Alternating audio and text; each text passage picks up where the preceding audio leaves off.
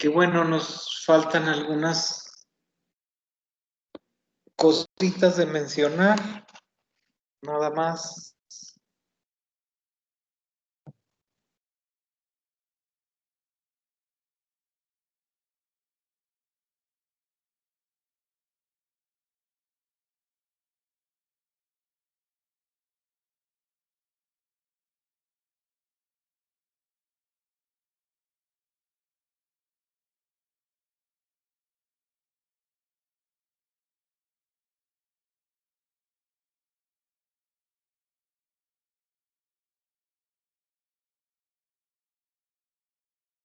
Ay, no sé si me escuchan. Sí, oye. Ah, gracias, doctor. Perdón, es que pensé que era yo.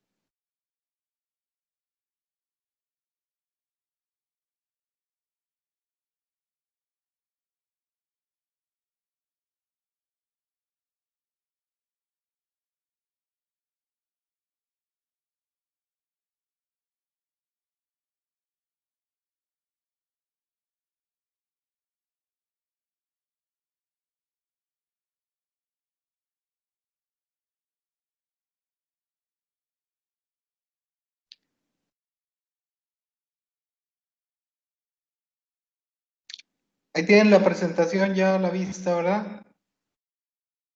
Sí. Entonces, bueno, nada más, digo, la cosa es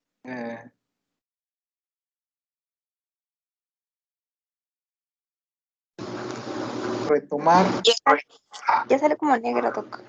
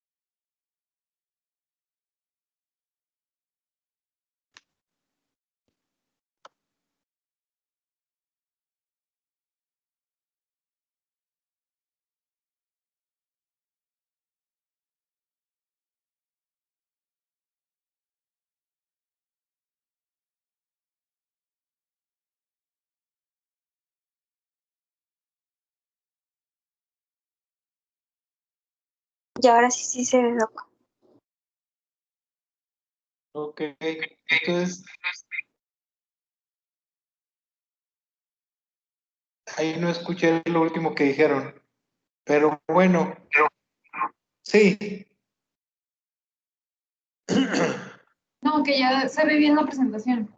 Ah, bueno, nada más para terminar propiamente pues con esto de la clasificación, pues ya nos dimos un paseo por las principales, bueno, pues de hecho por todas las categorías diagnósticas, nos faltaron las últimas, pero pues ahorita las mencionamos también de pasadita, nomás para dar por terminado esto del quehacer clasificatorio, o sea, más o menos ya tenemos espero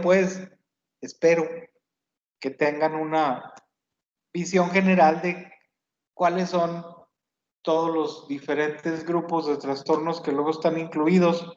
En el DSM-5 habíamos mencionado los neurocognitivos, que decíamos, pues no son otra cosa más que las demencias y el delirium antiguos, digo antiguos en cuanto a la nomenclatura, pues ese síndrome confusional agudo y el trastorno neurocognitivo mayor y leve. Y luego también, después de estos, pues están los de la personalidad, que creo que los habíamos empezado medio a desglosar un poquito la vez anterior. Recordar que hay 3 grupos de trastorno de la personalidad, como veíamos acá en la previa. Veíamos están los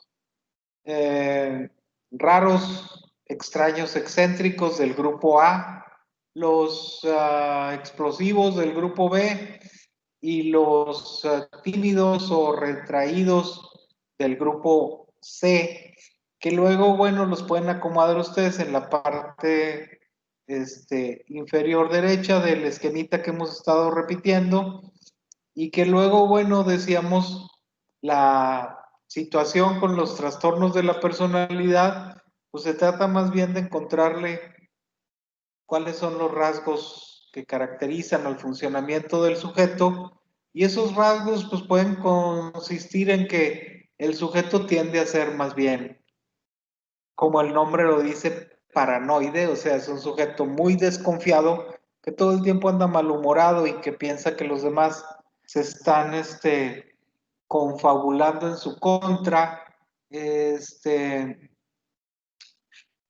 Y en el caso del sujeto esquizoide, pues es un sujeto que no le interesa establecer relaciones con los demás. Y lo mismo pasa en el esquizotípico, ¿no? Que decíamos, es un sujeto que no le interesa establecer relaciones con los demás, pero que además es raro, extraño, extravagante en su discurso, en su pensamiento e incluso también en su vestimenta, de tal manera que se podrán imaginar ustedes que en este grupo de trastornos, pues digo, les pregunto, ¿cuándo va a ir un paranoide, un esquizoide o un esquizotípico a consulta? El esquizoide le piensa que los demás le tienen mala voluntad. El esquizoide, el paranoide piensa que todo el mundo está en contra de él y le quieren hacer cosas malas. El esquizoide le importa un pepino la demás gente. Y al esquizotípico, además de que le importa un pepino, es extraño, extravagante y se viste raro. Entonces, lo que les pregunto es, ¿cuándo en la vida va a ir una persona con esas características a buscar atención psiquiátrica? No, pues si piensan que uno es malo, pues no creo. Pues digo, nunca van a ir a buscar atención psiquiátrica por su propia voluntad en la inmensa mayoría de los casos, ¿no? O sea, el punto acá es, puede que lleguen a buscar atención psiquiátrica, por ejemplo, en el caso del sujeto con un trastorno paranoide de la personalidad, después de que se agarró a fregadazos con el vecino, ¿no? y le pusieron una demanda y el juez se dio cuenta de que andaba cascabeleando en su manera de ser y entonces le emite una orden para que vaya con el psiquiatra. Y luego va y pues, ¿qué le vamos a hacer? Pues realmente va a estar bien complicado, ¿no? Pero pues solo de esa manera puede que llegue a buscar atención, ¿no? Al esquizoide y al esquizotípico, pues realmente no les interesa relacionarse con otra gente, entonces pues realmente pues no van a buscar atención en términos generales, o sea, es lo que les decía, en algún momento van a ser sujetos que luego tienen un trastorno de personalidad que luego hace que sus condiciones sean como más de tipo, ya ponemos de una vez la siguiente diapositiva, o sea, esos serían como más egosintónicos, ¿no? O sea, ellos consideran que realmente pues no tengo ninguna bronca. Entonces va a ser difícil establecer de entrada, luego, en ocasiones, incluso el diagnóstico, pero por otro lado, luego el sujeto no va a tener muy claro qué es lo que le está pasando, o muchas veces, pues va a estar satisfecho o contento con su manera de ser. Ahora, decíamos, en el caso de los sujetos que tienen trastornos de la personalidad del grupo B, es decir, los histriónicos, narcisistas, limítrofes y antisociales, esos van a llegar con más frecuencia a consulta, muchas veces no porque quieran ellos ir a buscar atención, sino porque también luego los mandan a buscar atención, sobre todo a los limítrofes y a los antisociales. El limítrofe, pues es alguien que siempre se anda metiendo en líos, que tiene relaciones interpersonales intensas y tormentosas y caóticas. Entonces, en ocasión de una ruptura matrimonial o de un pleito con la pareja, pues regularmente va a ser enviado para buscar atención, aunque también, luego, como decíamos, en el caso del trastorno límite, las gentes regularmente van a presentar estas características de autolesionarse, de amenazar con matarse, de tener propiamente intentos suicidas. Entonces, bueno, pues esas condiciones hacen que sea el trastorno de personalidad que más frecuentemente nos encontramos en la práctica, ¿no? Pero van a llegar porque los manda, digo, por ejemplo, van a llegar con el psiquiatra porque el médico de urgencias vio que llegaron con un intento de suicidio o porque también en urgencias o en alguna otra instancia médica se percataron de que ya se están autolesionando y entonces, bueno, en esas condiciones no es raro pensar que sean sujetos o sujetas, pues digo, me refiero, les decía, más frecuentemente son mujeres que hombres, pues van a llegar a las áreas, no están muy convencidos de que requieren atención porque muchas veces ellos piensan que están bien y de hecho una buena parte del problema es que ellos piensan que están bien. Igual que sucede con los sujetos que tienen un trastorno antisocial de la personalidad, es decir, un delincuente común y corriente que vive la vida, ahora sí que la vida loca, o sea, en el sentido de que no sigue reglas, no sigue normas, comete acciones que luego regularmente son sujetas de ser castigadas, ya sea con cárcel o con intervenciones de tipo judicial, pues esos regularmente van a ser enviados a buscar atención por parte de jueces o cualquier otra autoridad con la cual se vayan encontrando, o simplemente para hacerles evaluación. Entonces, bueno, esos serían trastornos que cumplen luego con esta condición de ser más bien egosintónicos, ¿no? A lo mejor las personalidades histriónicas y las personalidades narcisistas luego sí llegan con un poquito mayor frecuencia a consulta, pues el narcisista, porque luego, como siempre se creen que son más que los demás, pues luego regularmente buscan atención para quejarse de las actitudes de la otra gente que no les reconocen su grandiosidad, ¿no? Y en el caso de las personalidades histriónicas, pues una de las cosas es que buscan atención de los demás. Nada más que recuerden, tanto el narcisista como el histriónico buscan atención, pero en diferentes condiciones, ¿no? O por diferentes motivos. El narcisista busca atención porque busca la admiración a su grandeza y la histriónica busca atención porque también quiere admiración, pero a su atractivo físico. Entonces, bueno, hay que tener en consideración esos pequeños detalles para luego pues, poder hacer el diagnóstico diferencial entre una y otra cosa, ¿no? Y por otro lado están los trastornos del grupo C, que son los evitativos, los dependientes, los obsesivo-compulsivos, que en algunas ocasiones nos podemos encontrar, sobre todo en la personalidad evitativa, que buscan atención porque realmente quieren mejorar su funcionamiento en cuanto a ser más capaces de interactuar socialmente con otras gentes, cosa que luego se les dificulta por la ansiedad que sienten, por sentirse menos, por sentirse poco adecuados, por creer que no reúnen las características suficientes para funcionar de manera adecuada en un ambiente social y no sea que los vayan a poner en vergüenza o no sea que la vayan a regar. Y entonces el asunto es que ellos sí desean generalmente mejorar y entonces pues son buenos candidatos para luego acudir a tratamiento y la cosa es que realmente en muchos casos sí pueden mejorar con el apoyo psicoterapéutico o en ocasiones farmacológico que luego también se les puede brindar.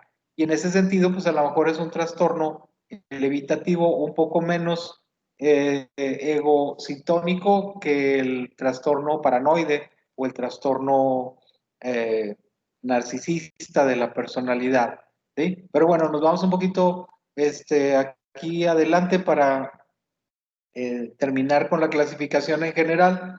Este capítulo o este rubro de otros trastornos mentales, pues lo dejamos para aquellos casos donde francamente ustedes tienen la certeza de que el paciente padece de un trastorno mental, pero no tenemos de momento la posibilidad de incluirlos en ninguno de los cuadros que ya hemos mencionado, ¿no?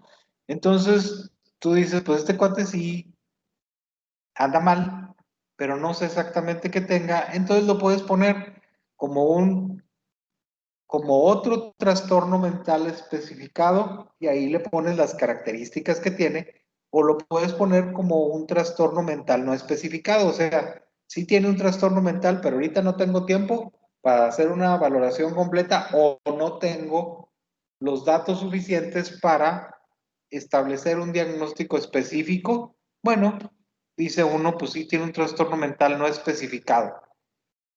El otro rubro que se encuentra ahí, el penúltimo, son trastornos que anteriormente estaban en un apéndice del manual diagnóstico, pero por la frecuencia con la cual se presentaban, porque se me hace a mí que ahora ya no se presentan tan frecuentemente como antes, incluyeron a los trastornos inducidos por medicamentos, porque luego resulta que en el desarrollo del ejercicio de la psiquiatría, por ahí en los años, a finales de los años 50 y en los años 60, empezaron a estar disponibles el grupo de medicamentos que conocemos actualmente como antipsicóticos típicos. Y no se diga más a mediados de los 60 en que apareció un antipsicótico típico de una familia muy particular, que son las butirofenonas, que en general se conoce como aloperidol, pues el medicamento representativo de ese grupo, que incluso le llamaban, decían, este es un neuroléptico incisivo, incisivo porque no se andaba con tonterías, o sea, el paciente se calmaba porque se calmaba cuando le dabas aloperidol. Digo, sí se calman los pacientes, se tranquilizan, las ideas delirantes puede que se hagan un poco menos intensas, igual que las alucinaciones, el sujeto está como más apaciguado, pues, ¿eh? Pero resulta que con el empleo de los antipsicóticos típicos, con mucha frecuencia los pacientes presentan, porque todavía hay antipsicóticos típicos, la aparición de fenómenos extrapiramidales, es decir, síntomas motores. Y entonces era clásico que tú le dabas un antipsicótico al paciente y el paciente se torcía. El paciente podía tener distonía de torsión, podía tener acaticia, podía tener disquinesia tardía, podía tener síndrome del conejo, podía tener incluso una cosa muy gacha que se llama síndrome maligno neuroléptico. Y todas esas condiciones están incluidas en este capítulo de trastornos motores inducidos por medicamentos y otros efectos adversos. También los antidepresivos luego a veces no se quedan atrás en algunas manifestaciones, aunque son un poco diferentes, pero pues como aparte de que los pacientes podían tener mejoría en la presentación de su trastorno mental, luego presentaban frecuentemente trastornos motores y de otro tipo asociados con el uso de los medicamentos, pues entonces decidieron que se incluía como un capítulo por sí mismo la presentación de efectos secundarios, fueran motores o de otro tipo, asociados con los medicamentos. Acuérdense de ese que les mencioné hace ratito porque ese es una onda que siempre ponen en los exámenes. A lo mejor yo se los voy a poner aquí en el examen de psiquiatría de nuestro curso, pero si van a presentar el ENARM, el de residencias médicas o cualquier otra variedad de examen que luego les pongan sobre asuntos psiquiátricos, casi que segurito les van a incluir preguntas sobre este rollo que se llama síndrome neuroléptico maligno, ¿sí? Realmente no es muy frecuente encontrarlo, y menos que lo encontremos los psiquiatras, porque regularmente es un caso de una situación de emergencia que pone en riesgo la vida del paciente y que luego amerita que vaya a un servicio de urgencias para que le den atención inmediata. Y bueno, pues está asociado con el empleo de los neurolépticos o de los antipsicóticos típicos, famosos, ¿verdad? Aunque cada vez se utilizan menos, pero curiosamente a partir del 2014, pues incluyeron este capítulo ahí en la clasificación general de los trastornos mentales, ¿sí? Y por último, otros trastornos psiquiátricos, pues bueno, digo, otros motivos que luego hacen que la persona tenga necesidad de buscar atención en las áreas de salud mental o que otros problemas que luego requieren atención, pues también esos últimos que mencionamos los podemos poner aquí también al principio.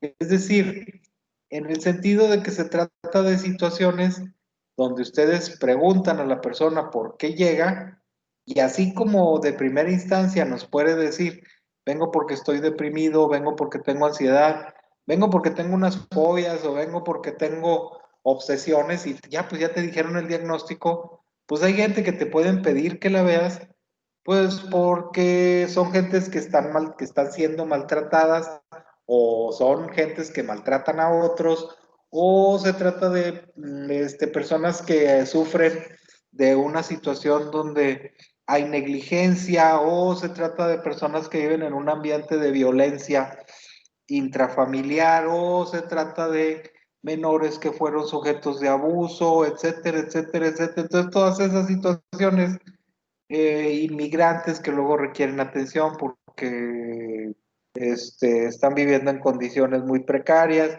y todas esas situaciones pues se refieren a esto que luego se conoce como los problemas que se presentan, ¿no?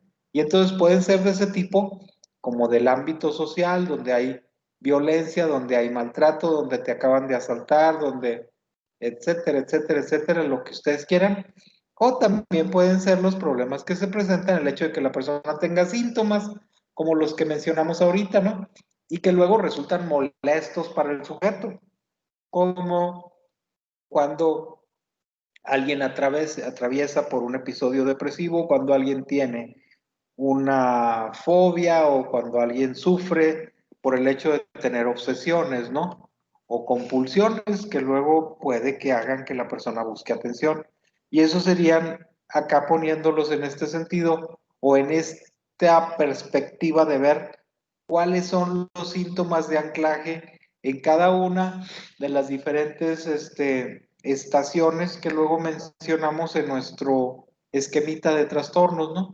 Y entonces acá nos encontramos básicamente los trastornos que tienden a ser como más egodistónicos, es decir, donde el sujeto tiene más conciencia de enfermedad, de que tiene un trastorno, y luego regularmente pues eso le hace que busque atención y que busque mejorar su situación. Y conforme le vamos dando la vuelta a nuestro esquemita aquí, nos vamos encontrando que en el área siguiente están los famosos trastornos de la personalidad, donde los elementos para poder hacer el diagnóstico luego incluyen la presencia de los rasgos patológicos del carácter, que luego esos son más difíciles de explorar. O sea, la persona no va a llegar y te va a decir, generalmente no te va a decir, es que sufro de una serie de relaciones interpersonales tempestuosas y catastróficas, y busco frenéticamente evitar el abandono, y además me autolesiono con frecuencia, sobre todo en estas áreas, y además amenazo frecuentemente con que me voy a matar. Pues el paciente no te dice eso, ¿no? Va a ser más difícil que te lo diga. O por ejemplo, como mencionábamos en el caso de los trastornos, como en el trastorno paranoide de la personalidad, pues es que vengo porque soy demasiado desconfiado de los demás. Es muy raro que una persona pueda decir eso, ¿no? O en el caso de la bronca esquizoide, pues es que vengo porque las demás gentes realmente no me interesan y no me importa establecer relaciones. No, pues si no me importa establecer relaciones, pues ¿para qué voy con el psiquiatra? Pues simplemente no me interesa, ¿no? Y entonces, cuando hablamos de que la bronca son rasgos de la personalidad, que muchas veces son más bien cuestiones de tipo egosintónico, o sea, si a mí no me interesa relacionarme con otras gentes y así estoy a gusto, pues ¿para qué voy a buscar atención? Entonces va a ser muy raro que las gentes con ese grupo de cuadros terminen buscando atención, en particular atención psiquiátrica, ¿no? Les comentaba en algún momento en días pasados, estos sujetos más bien o van obligados por ciertas circunstancias de la vida, me refiero, como por ejemplo en el caso del trastorno antisocial de la personalidad, pues el sujeto es un delincuente común y corriente y tiene características que lo sitúan en un grupo de gentes a las cuales, por un lado, no les interesa los derechos y las prerrogativas de otras personas, o sea, digo, tienden a ser poco empáticos y además, teniendo chance, pues abusan y se aprovechan de los otros, pero ellos están muy a gusto así. Entonces en ese caso, pues más bien hablamos de que la persona tiene un trastorno egosintónico, ¿no? Claro, al antisocial pues te lo va a mandar el juez, te lo va a mandar una autoridad, para que veas por qué ese cuate es tan agresivo o por qué anda de peleonero todo el tiempo, ¿no? Pero igual, a la paciente con trastorno limítrofe de la personalidad, pues a lo mejor te la va a mandar otra área del ejercicio médico, porque se percatan de ciertas características como esto de que amenazan con matarse, tienen intentos suicidas, muchas veces porque traen un trastorno depresivo mayor agregado a su trastorno de la personalidad. Entonces generalmente no van a llegar por el problema de personalidad, y la posibilidad de hacer un diagnóstico acá pues se va a complicar, hay que buscarle con más detenimiento, ¿sí? En otras áreas, incluyendo el hecho de que a estos sujetos, por ejemplo, les pasa que empiezan, entre más severo el trastorno de la personalidad, entre más grave su alteración del carácter o de la personalidad, como más apropiadamente se dice ahora, pues el sujeto luego tiene también más dificultades para establecer su identidad de manera más estable, más permanente y más sana. Y entonces por eso se dice que también podemos encontrarnos estos fenómenos de difusión de la identidad, en tanto el trastorno va siendo cada vez más grave en el caso pues de los trastornos de la personalidad. Y si nos brincamos al lado opuesto de nuestra clasificación, pues de este lado ya más bien nos encontramos con que al sujeto se le presenta esta condición de haber perdido el contacto con la realidad. Y acá en el caso de los cuadros psicóticos, nos encontramos con que la persona o bien tiene alucinaciones o delirios, o nos encontramos alteraciones severas del ánimo, porque decíamos que incluso gentes que tienen una depresión mayor, la depresión mayor puede venir con síntomas psicóticos, entonces ahí habría que distinguirla de otros cuadros psicóticos. Claro, ya con experiencia y con el hecho de haber revisado con detenimiento las diferentes alteraciones que nos encontramos en el funcionamiento mental, pues te das cuenta de que el cuate está psicótico, pero de que tiene como base de su cuadro actual, que tiene características psicóticas, una alteración basal del estado de ánimo.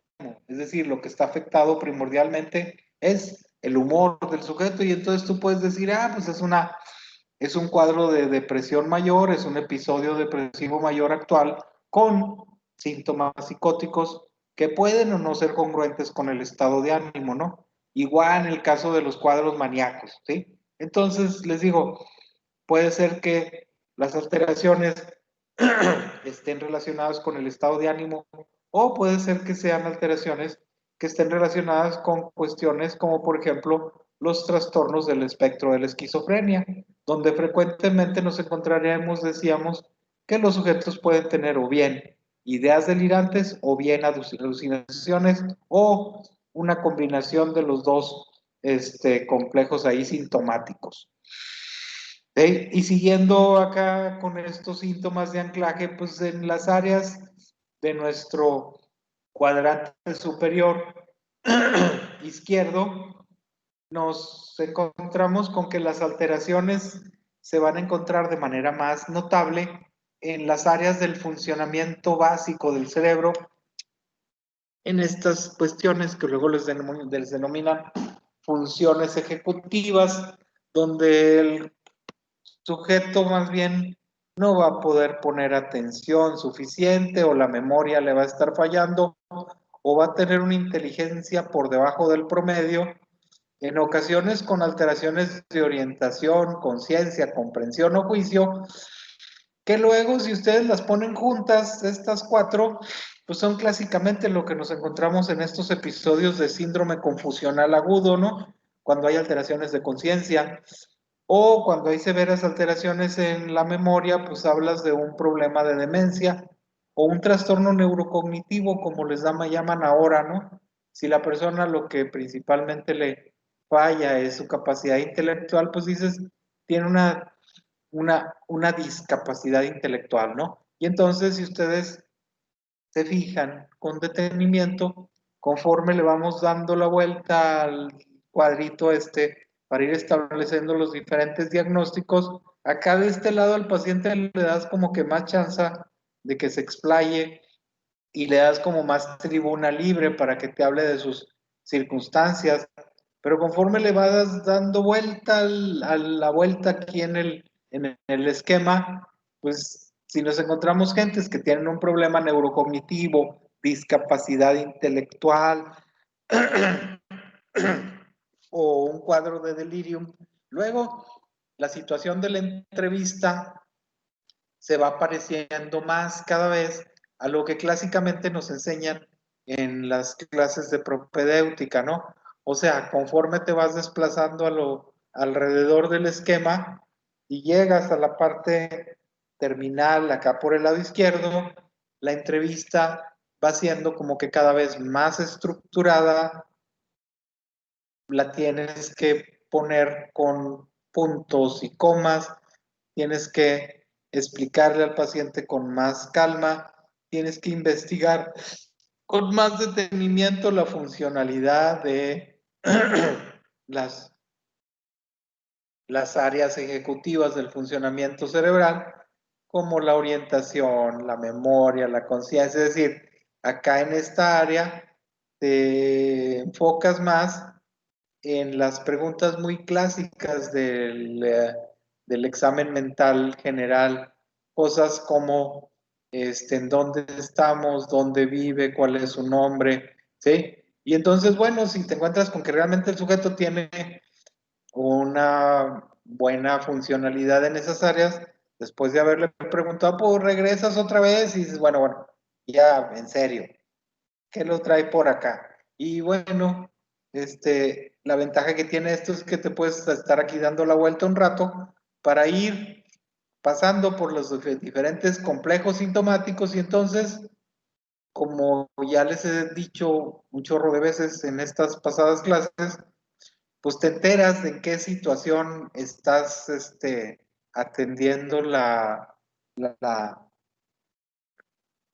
entrevista y dónde andas parado más o menos en cuanto a las posibilidades de diagnóstico con un paciente en particular, ¿sí? Y bueno, les digo, si les queda alguna pregunta o duda o hay cosas que no estén claras, pues las pueden hacer por el chat o si quieren ahorita hablen su micrófono y hacen la pregunta si es algo que les esté causando malestar, pero bueno, a final de cuentas, o para terminar con esto de las clasificaciones, pues dejamos que es el mismo esquema, nada más que acá la cuestión es, ustedes pónganlo encima del esquema anterior y luego a le pueden dar vuelta para colocar la alteración correspondiente dependiendo del cuadro que le toque. O sea, me refiero, en muchas situaciones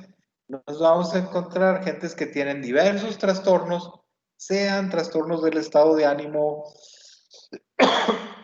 sean cuadros psicóticos o sean trastornos orgánicos o incluso trastornos de la personalidad, que luego muchas veces van a venir acompañados por alteraciones de estas áreas, del sueño, de la sexualidad, de la alimentación o de la excreción. Y la cosa es que luego ustedes las puedan ir acomodando en el área que les corresponda. En caso, por ejemplo, de que el sujeto no pueda dormir bien y tenga insomnio, porque está teniendo un episodio depresivo o un episodio maníaco donde tampoco duermen muy bien. Nada más que en general luego el cuate con episodio depresivo a lo mejor sí te dice que no puede conciliar el sueño o te dice, pues es que me estoy levantando muy temprano por las mañanas. Digo, te lo puede decir la persona en tanto se esté consciente y se percate de lo que le sucede. Pero, por ejemplo, un sujeto que anda en un episodio maníaco, pues bueno, de entrada, pues va a estar difícil hasta mantenerlo en el consultorio, ¿no? Porque se va a querer ir, no va a querer estar ahí y generalmente no va a tener mucha conciencia de enfermedad, pero tampoco va a dormir bien. Entonces, muchas veces, si no anda exageradamente maníaco, cuando preguntas tú sobre el sueño, pues puede ser que te diga que está durmiendo poco o que duerme pocas horas, aunque más bien te diría es que como que no me hace falta dormir tanto. Y entonces el paciente maníaco siente menos necesidad de dormir, lo cual no quiere decir que eso no sea una alteración del sueño, ¿verdad? Y entonces, bueno, pueden presentarse las alteraciones del sueño o pueden presentarse alteraciones en el área de la alimentación. Les decía, en contacto o en conexión con otro cuadro diferente, como pudiera ser la anorexia que luego ataca al paciente que está deprimido. Un paciente con una depresión muy severa puede negarse a comer, pero no porque quiera bajar de peso, sino simplemente porque tiene una falta de ganas de comer. Y además, cuando come, pues no le causa placer, pues entonces menos ganas tengo, ¿sí? Entonces, como que sienten menos necesidad, pero pueden estar en un episodio depresivo o puede que la persona tenga un trastorno primario, ya sea del sueño o también de la alimentación o de la excreción o de la sexualidad, ¿no? Aunque les digo que acá lo dejamos libre de estar flotando ese otro esquema, porque igual un paciente muy deprimido puede tener una severa disminución de la libido y entonces puede tener un trastorno por deseo sexual inhibido, nomás que hay que ponerle ahí después inducido o secundario a un trastorno depresivo mayor. ¿sí? Digo, porque eso le puede pasar a una persona y eso puede ser nomás síntoma de que la persona está deprimida, ¿no?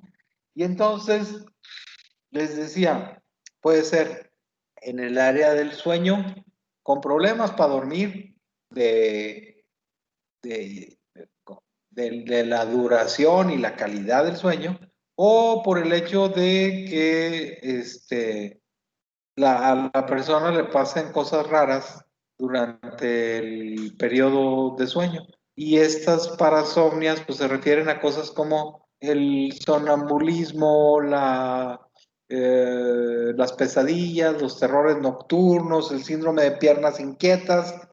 Y no se olviden que también cuando la persona tiene problemas respiratorios, ya sea periféricos o centrales, pues se puede presentar el cuadro luego, o los diferentes tipos de cuadro de apneas del sueño, ¿no? Ahora, por el lado de la sexualidad, acuérdense, acá está resumido ya, las alteraciones pueden ser ya sea porque el sujeto tiene alteración en la respuesta sexual, en estas áreas de deseo, excitación y orgasmo, o el sujeto puede tener broncas con su cuestión de identidad. Y entonces, si ese es el problema, me refiero acá en la clasificación, pues entonces dices, esta persona tiene una disforia de género. ¿Sí? O si la bronca es con que más bien el problema es con lo que le gusta para, con, con, con sus preferencias en el sentido de lo que lo alerta por el lado erótico, pues entonces, cuando lo que lo excita son cosas que luego socialmente no están bien vistas o pueden causar daño o atentan contra la integridad propia o la de los demás, entonces hablamos de este grupo de cuadros que están incluidos en la clasificación general y que se llaman trastornos parafílicos, ¿no? También, por supuesto, las alteraciones pueden ser observadas en el área del funcionamiento de excreción y bueno, como ejemplos nomás de trastornos que pudiéramos encontrar está este par de cosas que luego se conocen como enuresis y encopresis, ¿no? Donde el sujeto es incapaz de controlar esfínteres, generalmente después de que el sujeto ya había podido lograrlo, ¿sí? Que por supuesto también te la puedes encontrar en el contexto de otros trastornos, ¿sí? Y eso también hay que tenerlos en consideración, ¿no? Digo, en el sentido, por ejemplo, de que no es raro que te encuentres una persona que tiene un cuadro depresivo mayor, severo, y a lo mejor el cuadro depresivo se acompaña con una severa constipación, es decir, el sujeto se estriñe, pero de manera muy importante, y entonces, bueno, pues tú le achacas la presencia de esa manifestación al cuadro depresivo, o igual, una gente puede tener un trastorno de ansiedad y con los cuadros de ansiedad, en ocasiones se pueden presentar fenómenos como que al sujeto se le suelta el estómago, ¿no? Y entonces tiene una diarrea asociada con cuestiones de tipo de pánico, ¿no? Y bueno, pues hay luego algunos otros casos que luego mencionaremos a lo mejor en la revisión específica de cada una de las categorías diagnósticas y de los cuadros en particular. Bueno, ¿hay alguna pregunta o algo que no esté claro o alguna cosa que quisieran ahorita platicar?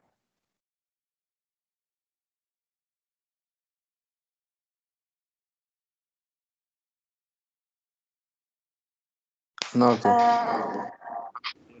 Creo que no. Yo nada más una duda rápida. Hey. El aloperidol era el fármaco que dijo que causaba el síndrome, ¿verdad?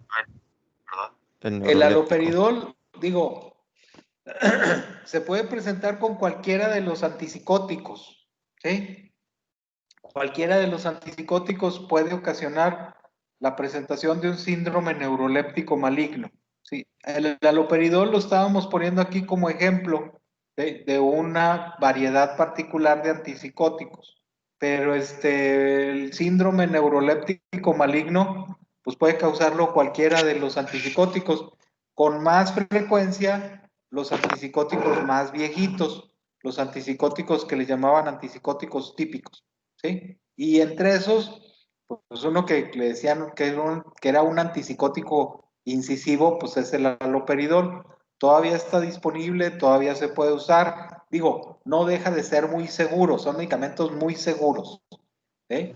Pero eventualmente toca la mala suerte de que algún paciente va a desarrollar un síndrome neuroléptico maligno, ¿verdad? Que Dios no lo quiera, Dios nos salve, pero digo, muchos se recuperan del, del trance, pero para decir que es poco frecuente.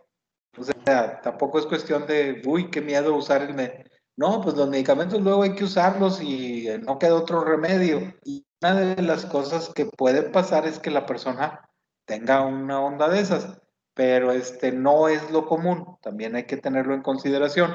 Por otra parte, es mucho más común que el paciente tenga esto que les decía yo, una distonía de torsión, por ejemplo. El paciente se le va a enchuecar la boca, se va a poner todo chueco, o se le va a torcer el cuello, va a tener una tortícolis, o va a tener, o va a empezar a hacer trompas de pato, de manera incontrolable, o sea, va a parar la trompa y ahí se va a quedar como ejemplo de distonías de torsión. Esas son menos, problemáticas, pero sí pueden ser molestas. O sea, regularmente no ponen en riesgo la vida del paciente, pero sí pueden ser muy desagradables y muy incómodas.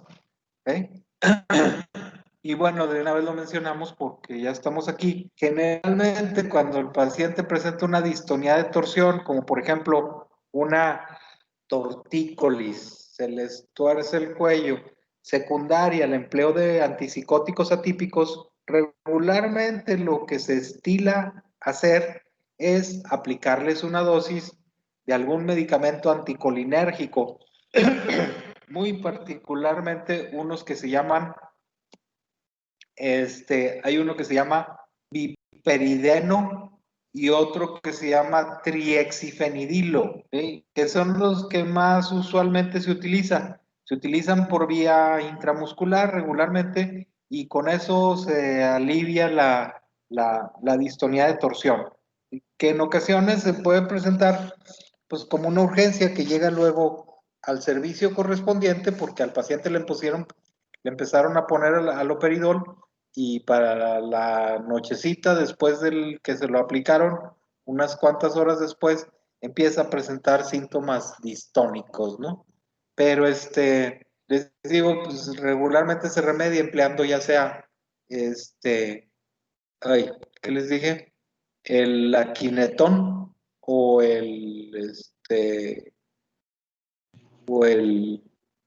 triexifenidil, que luego estaba tratando de acordarme cómo le decían los usuarios de drogas, porque luego tanto el biperideno como el triexifenidilo son sustancias que causan cierto grado de euforia.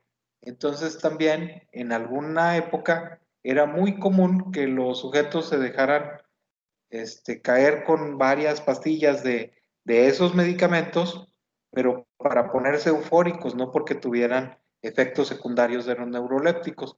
Y bueno, en la actualidad cada vez van cayendo más y más en desuso, porque también se usan cada vez menos frecuentemente los antipsicóticos típicos, ¿sí? Y se prefiere ahora utilizar antipsicóticos de segunda e incluso hasta de tercera generación, que son conocidos como antipsicóticos atípicos y con los cuales los efectos secundarios de tipo extrapiramidal se presentan con menos frecuencia que antes, aunque todavía de cuando en cuando se siguen presentando. Son menos frecuentes, pero todavía no los encontramos. ¿Sí? Pero bueno, les digo, por hoy yo creo le dejamos ahí. Muchas gracias y le seguimos mañana con otro rollo, a ver si no nos falla de nuevo la tecnología, pero yo esperaría que mañana les sigamos con esta onda de las clases de psiquiatría. ¿Les Ok, parece? doctor. Ándale.